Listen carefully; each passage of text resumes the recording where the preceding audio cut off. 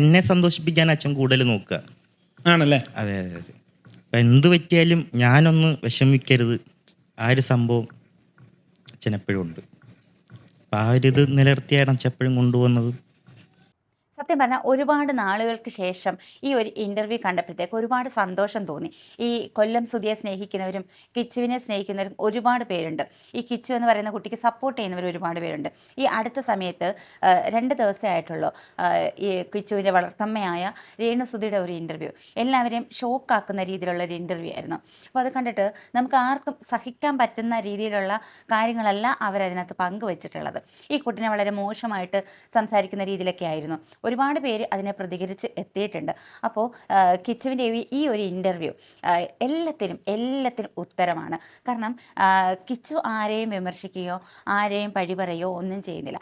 ചോദിക്കുന്ന ചോദ്യം കിച്ചുവിൻ്റെ ഇനി ആഗ്രഹം എന്താണ്, അടുത്ത ആഗ്രഹം സ്വപ്നം എന്താണ്? എനിക്ക് ഒരു വീട് വെക്കുക, ആരും ഇറക്കി വിടാത്ത ഒരു വീട് വെക്കുക, അതും ഈ പ്രായത്തിൽ എന്നാണ് ആ കുട്ടി പറഞ്ഞത്.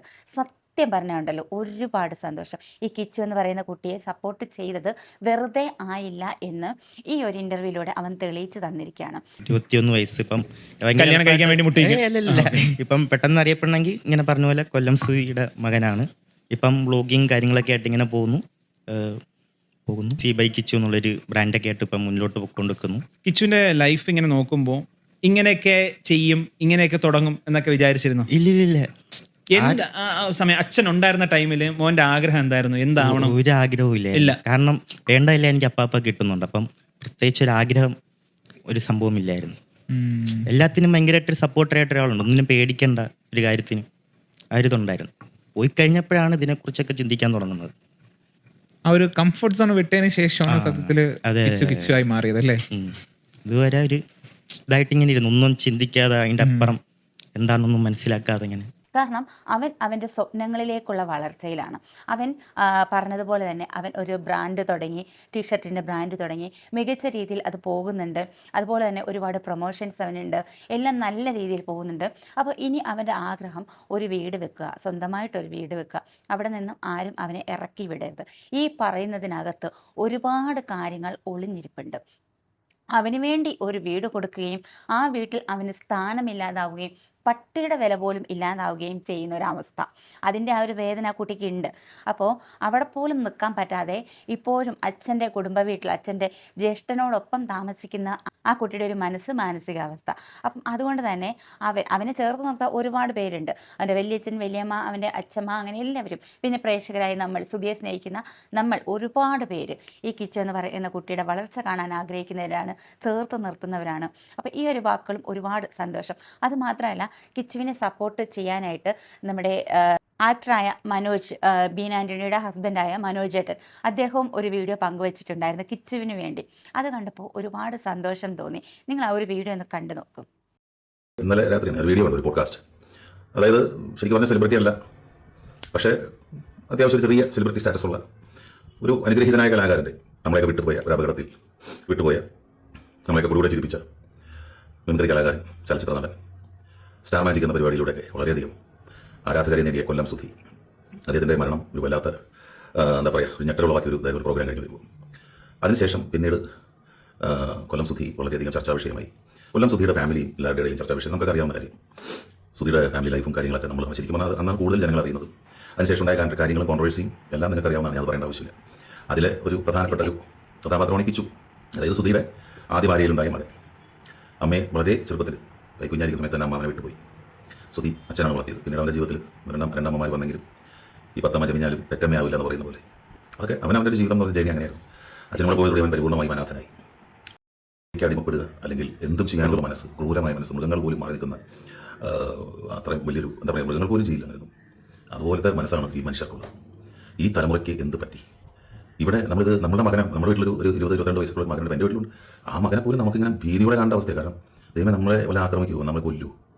കാരണം നമുക്ക് വിശ്വസിക്കാൻ പറ്റുന്നില്ല, നമ്മുടെ കുഞ്ഞുങ്ങളിങ്ങനെ ചെയ്യാല്ലേ. ഇവിടെയാണ് ഞാൻ ഈ കിച്ചു എന്ന് പറയുന്ന ഈ ചെറുപ്പക്കാരൻ്റെ, സത്യം പറഞ്ഞാൽ അവന് വഴിതെറ്റി പോകാനുള്ള എല്ലാ ചാൻസ് ഉണ്ടായിട്ടും അവൻ പോയിട്ടുണ്ടോ എന്ന് എനിക്കറിയില്ല, അല്ലെങ്കിൽ എന്തെങ്കിലും താളപ്പേടുകൾ സംഭവിച്ചിട്ടുണ്ടോ എന്ന് എനിക്കറിയില്ല. ഞാൻ അവനെ കണ്ടിട്ടുണ്ടില്ല. പക്ഷേ അവൻ ഇന്ന് അവൻ ഇരിക്കുന്നതും സംസാരിക്കുന്നതും കാണുമ്പോൾ അറിയാം വളരെ പാകതയും പക്വതയുള്ള ജീവിതത്തെക്കുറിച്ച് ഒരുപാട് വീക്ഷണമുള്ള, സ്വന്തമായിട്ട് ഏണിങ്സ് ഉണ്ടാക്കണം, പഠനം പൂർത്തിയാക്കണം, സ്വന്തമായിട്ട് കുറച്ച് കാര്യങ്ങൾ ചെയ്യണം, കുറച്ച് സ്വപ്നങ്ങളുണ്ട് അവന്, അതൊക്കെ അവന് ചെയ്യണം എന്നുള്ള അതിന് വേണ്ടിയിട്ട് അവനിൽ എന്താണ് കഴിവുള്ളത് അത് വെച്ച് അവൻ ചെയ്യുന്നു. അല്ലാണ്ട് ആരും അച്ഛൻ്റെ മരണത്തെ ചൂഷണം ചെയ്ത് അച്ഛൻ്റെ മരണത്തിൻ്റെ പേര് പറഞ്ഞ് കാരുണ്യം കൈപ്പറ്റാനും ക്യാമറകളൊക്കെ വിളിച്ചിട്ട് എൻ്റെ അടുത്തേക്ക് വരൂ, എന്നെ ഒന്ന് എടുക്കൂ, എന്നെ ഒന്ന് എടുത്ത് എന്തെങ്കിലുമൊക്കെ ഇടൂ, എന്തെങ്കിലുമൊക്കെ കോൺട്രവേഴ്സി ഉണ്ടാക്കി എങ്ങനെയെങ്കിലൊക്കെ ശ്രദ്ധ പിടിച്ച് പറ്റി അങ്ങനെ പോകുന്ന ഒരാളൊന്നുമല്ലാതെ. അതൊക്കെ ഇങ്ങനെ നമുക്കറിയാലോ, സമൂഹത്തിൽ അങ്ങനെ കുറേ ആളുകളുണ്ട്. അതിനെ ചൂഷണം ചെയ്യുക, എന്നിട്ട് സഹതാപം ഉണ്ടാക്കുക, സിമ്പതിയുടെ പുറത്ത് കുറച്ച് ഡോളേഴ്സ് എന്ന് പറയുന്ന പോലെ സിമ്പതിയുടെ പുറത്ത് ഇങ്ങനെ ജീവിച്ച് പോകാൻ ആഗ്രഹിക്കുന്നവർ. അവർക്ക് ഈ പറഞ്ഞ എന്തെങ്കിലുമൊക്കെ ഉണ്ടാക്കണം. കുറച്ച് നാൾ ക്യാമറകൾ കണ്ടില്ലെങ്കിലോ ക്യാമറകൾ ഇല്ലെങ്കിലോ അവർക്ക് അസ്വസ്ഥം, അപ്പോൾ തന്നെ ആരെങ്കിലും വിളിക്കും, ഒരു ഇന്റർവ്യൂ നടത്തുക, അല്ലെങ്കിൽ ഒരു കോൺട്രവേഴ്സി, ഒരു വിവാദം ഉണ്ടാക്കുക, എന്നിട്ട് അതൊന്ന് ചർച്ച ചെയ്യുക എല്ലാവരും. അങ്ങനെ അവരുടെ ജീവിതത്തിൽ സമൂഹത്തിൽ അറ്റൻഷൻ കിട്ടാൻ വേണ്ടി കഷ്ടപ്പെടുകയാണ്. എന്നിട്ട് ആളുകളുടെ സിമ്പതി വാങ്ങിച്ച് പറ്റിയിട്ട് വേണം ഓരോന്നൊക്കെ അങ്ങനെ ചെയ്യാൻ വേണ്ടിയിട്ടും കാൽക്കുലേറ്റ് ചെയ്ത് ജീവിക്കുന്നവർ. പക്ഷേ ഇന്ന് ഈ കള്ളത്തരങ്ങളും കള്ളനാണയങ്ങളൊക്കെ കാലം തിരിച്ചറിയും. അത് ഈ സപ്പോർട്ട് ചെയ്തവർ തന്നെ. ഈ വീഡിയോ കണ്ടല്ലോ, എനിക്ക് സത്യം പറഞ്ഞ ഈ ഒരു വീഡിയോ കണ്ടപ്പോൾ ഒത്തിരി സന്തോഷം തോന്നി കേട്ടോ. കാരണം എന്ന് വെച്ചാൽ കൊല്ലം സുധിയെ സ്നേഹിക്കുന്നവർ അദ്ദേഹത്തിൻ്റെ മകനെ ഒറ്റപ്പെടുത്തത്തില്ല, അദ്ദേഹത്തിൻ്റെ മകനെ ചേർത്ത് നിർത്തും. അവനിൽ ചെറിയ ചെറിയ നെഗറ്റീവ് ഉണ്ടായിരുന്നത് ചൂണ്ടിക്കാണിച്ച് വീണ്ടും വീണ്ടും അവനെ സോഷ്യൽ മീഡിയയിൽ വലിച്ചു കീറാൻ ശ്രമിക്കുന്നവർ ഒരിക്കലും കൊല്ലം സുധിയെ സ്നേഹിക്കുന്നവരോ അവരുടെ കുടുംബത്തെ സ്നേഹിക്കുന്നവരോ അല്ല. ഇപ്പോൾ ഈ പറയുന്ന ഒരു വ്യക്തിയെ മാത്രം പ്രൊട്ടക്റ്റ് ചെയ്ത് രേണുസുധിയെ മാത്രം ഉയർത്തിക്കൊണ്ടുവന്ന് കിച്ചുവിനെ താഴ്ത്തിക്കെട്ടാനായിട്ട് ശ്രമിക്കുന്ന ഒരു കൂട്ടം ആൾക്കാരിവിടെ പ്രവർത്തിക്കുന്നുണ്ട്. ഇവർക്കെല്ലാം തിരിച്ചടിയാണ് ഈ മനോജേട്ടൻ്റെ വാക്കുകൾ. അതുപോലെ തന്നെ ഒരുപാട് പേര് ഇവനെ സപ്പോർട്ട് ചെയ്യുന്നുണ്ട്. ഇപ്പം രേണുസുധി പറയുന്നത് യൂട്യൂബേഴ്സിൻ്റെ കയ്യിൽ നിന്നും പൈസ വാങ്ങിച്ചിട്ട് കിച്ചു പറഞ്ഞതായിട്ടാണ്. സത്യം പറഞ്ഞാൽ പുച്ഛം തോന്നുകയാണ്. ഓരോ വാക്കുകളും ഇതുപോലെ വിഡിത്തങ്ങൾ വന്ന് പറയുമ്പോൾ ശരിക്കും പുച്ഛം തോന്നുകയാണ്. ആരൊക്കെ എന്തൊക്കെ പറഞ്ഞു പറഞ്ഞാലും സത്യം മാത്രമേ വിജയിക്കൂ. അതുകൊണ്ട് തന്നെ ഈ കിച്ചുവിൻ്റെ വളർച്ച നമ്മളൊക്കെ കണ്ടിട്ട് നമുക്കറിയാം, അത്ഭുതമൊന്നുമില്ല. കാരണം എന്ന് വെച്ച് കഴിഞ്ഞാൽ അവൻ വളരും, സത്യമേ ജയിക്കും. അവൻ്റെ അച്ഛൻ്റെ ആത്മാവ് അവനോടൊപ്പം ഉണ്ട്, അവൻ്റെ അമ്മയുടെ ആത്മാവ് അവനോടൊപ്പം ഉണ്ട്. അമ്മ ഉപേക്ഷിച്ച് പോയൊരു കുട്ടി എന്ന് പറഞ്ഞിട്ട് എത്ര നാളാണ് സോഷ്യൽ മീഡിയയിൽ നാള് ഇതുപോലെ പേരുദോഷം പറയുകയും ഇതുപോലെ അപമാനപ്പെടുത്തുകയും അമ്മ ഉപേക്ഷിച്ച് പോയ കുട്ടി എന്നും പറഞ്ഞിട്ട് വീണ്ടും വീണ്ടും ഓരോ ഇൻ്റർവ്യൂസ് കൊടുത്ത് അതിനെ തളർത്താവുന്നതിൻ്റെ അങ്ങേയറ്റം മാക്സിമം അതിനെ തളർത്തി.